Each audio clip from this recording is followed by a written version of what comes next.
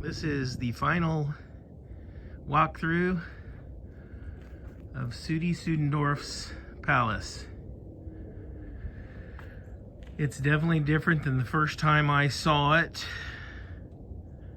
Had to be around when I first met Sudie. I think it was like 1994, something like that.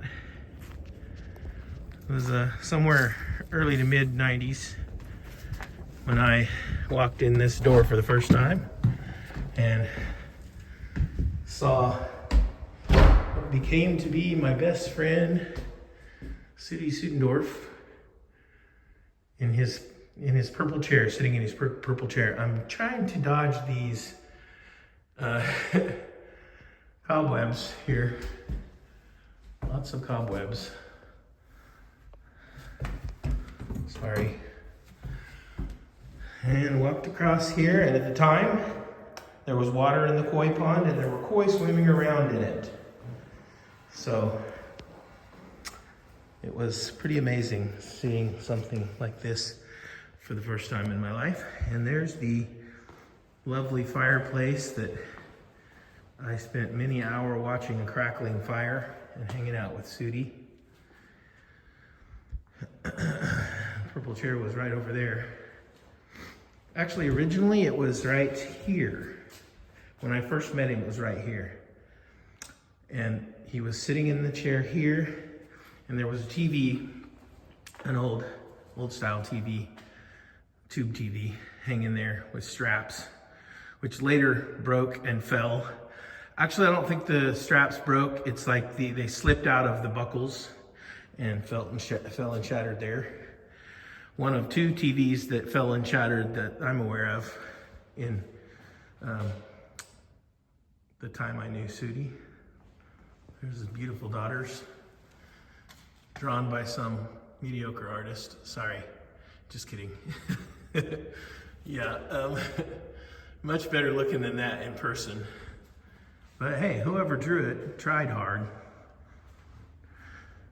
Anyway, and also the Lamborghini Diablo was parked in the granite floor there when I first walked into this house for the first time.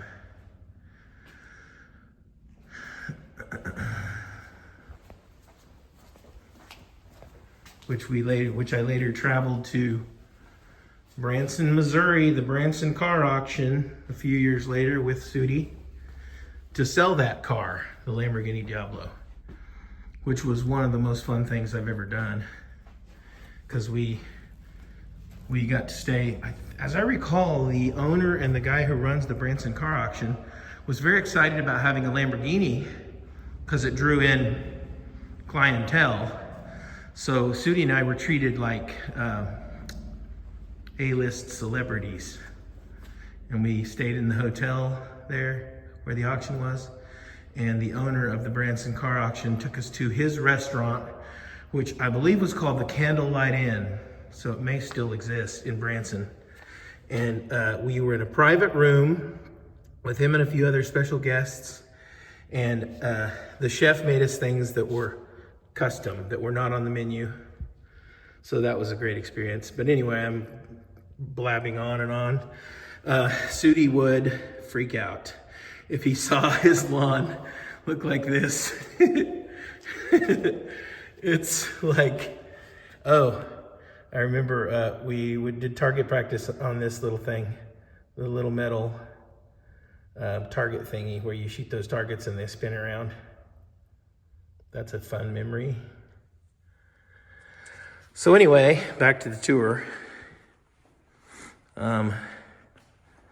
Yeah, I wish Frank and Michelle hadn't done all this graffiti, because I don't know, sure does cheapen it up to me. But anyway, it's a long ways from where it was in its glory days, and somebody has been in here since the last time I was here, because they emptied out this this thing was completely full of stuff last time I was here, and it looks like they've moved it all onto the countertops.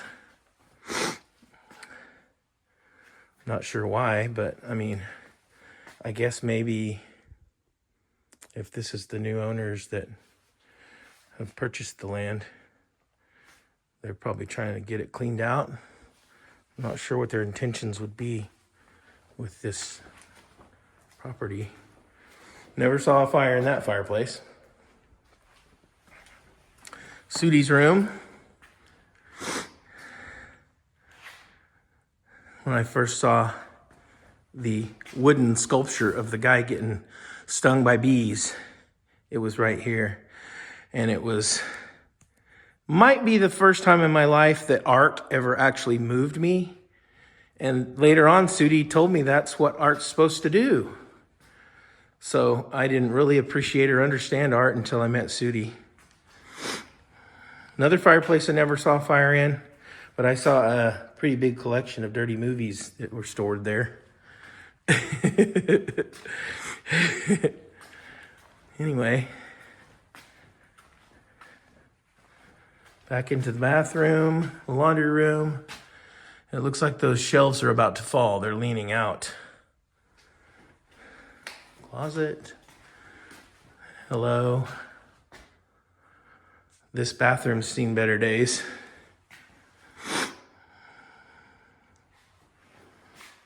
Oh, there's the toilet with the mirror. That's the only time I've seen that kind of setup. You can make sure your pee stream is straight if you're a filling.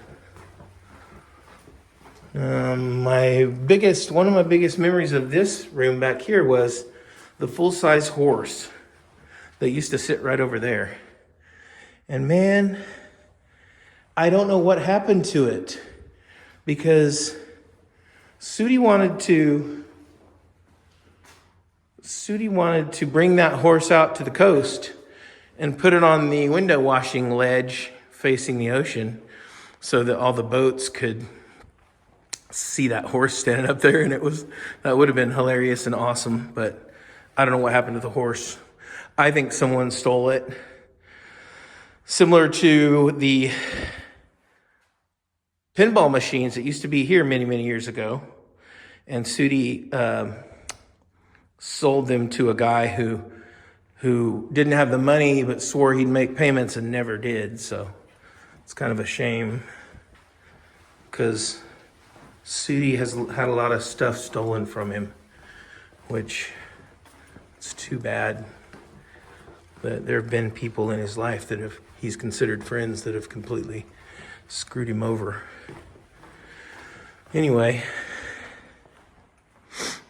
that's about all I got. I wanted to, Shane had asked me to do a FaceTime, and I realized that after all these years, they still haven't put any new cell towers out here, because I barely get one bar. So there was just no way a FaceTime was going to happen. But hopefully this little video, hopefully you'll enjoy this video.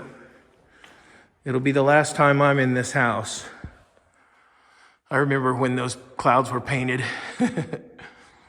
Anyway, I sure miss Sudie. I know you guys miss your dad. He was an amazing guy. So he'll never be forgotten, at least as long as I'm alive. Anyway, I did find the bag with the bowling ball in it. It's in my car now. So my plan is I brought too much luggage this time, because I brought gifts for my niece and nephews. So I have a whole suitcase that's going to be practically empty. So I'm going to put that bowling ball and bag in there and hope it doesn't go over 50 pounds. And then when I get that back to the house, I'll keep the bowling ball at the house on display, and I'll mail that. Oh, look, there's a duck out there. And I'll mail the bowling ball bag to whichever one of you, Michelle or Shane, that wants it. Anyway, have a nice day. Oh, I should have said this is December 20th, 2024, if you're interested. So, Merry Christmas.